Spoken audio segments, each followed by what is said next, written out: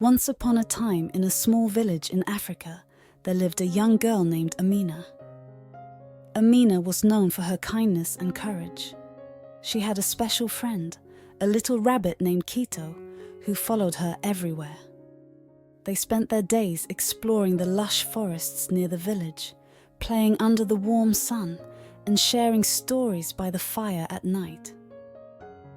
One day, as Amina and Kito were wandering through the forest, they stumbled upon a beautiful meadow filled with colourful flowers.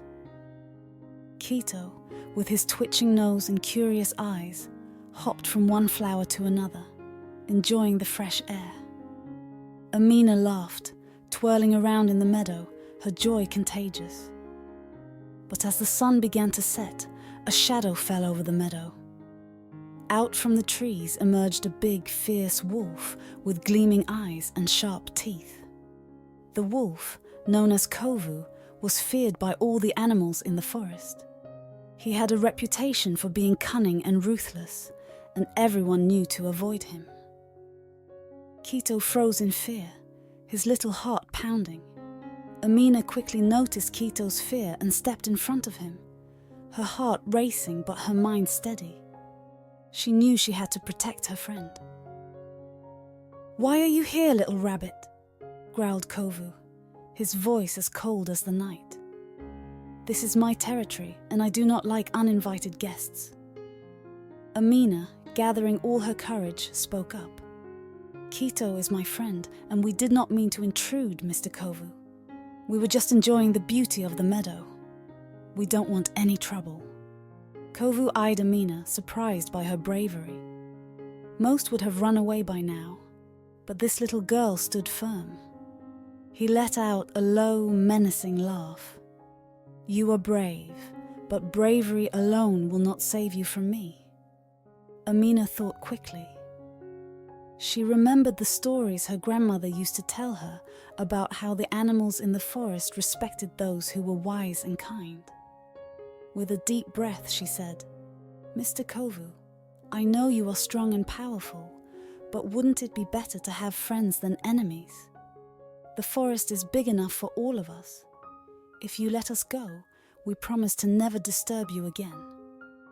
Kovu narrowed his eyes, thinking over Amina's words.